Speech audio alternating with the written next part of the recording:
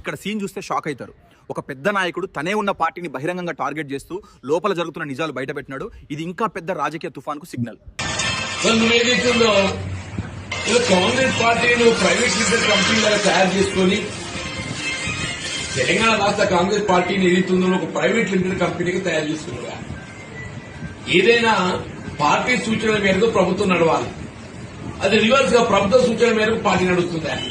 మరి కేసీఆర్ గారు ఒక విధంగా ప్రజా జీవితంలో సమకాలీకుడా? అని బీఆర్ఎస్ రాష్ట్ర పార్టీ అధ్యక్షుడు, అని బీఆర్ఎస్ పార్టీ రాష్ట్ర శాఖ అధ్యక్షుడు. ఆయన వాయిస్ లో నాకంటే పిన్న, నన్ను అన్న అంటాడు. ఆయన నన్ను అన్న అంటాడు, నా వయసును గౌరవిస్తాడు. ఆయన ఇవ్వాలి కాదు, ఆయన ముఖ్యమంత్రిగా ఉన్ననాడు ఏదైతుందో అన్నాన్ని కేవలం ప్రతిపక్ష పార్టీ శాసనసభ్యుడికి ఏదైతుందో ఉన్నా గానీ నాపై గౌరవంతో అప్పుడు జైతాల్యూట వరకు అభివృద్ధి కొరకు ప్రత్యేకంగా నిధులు కేటాయింపు చేసింది. కేసీఆర్ గారు కేవలం వ్యక్తిగతంగా నా గురించి అని కాదే, ఆయన ప్రజలంటే గౌరవం, తెలంగాణ అంటే గౌరవం, నీలాగా కాదు. ఆయన ప్రజలంటే గౌరవం, తెలంగాణ సమాజం అంటే గౌరవం. ఆయన తెలంగాణ సమాజాన్ని ఏ విధంగా గౌరవించాలనేది కేసీఆర్ గారికి తెలుసు.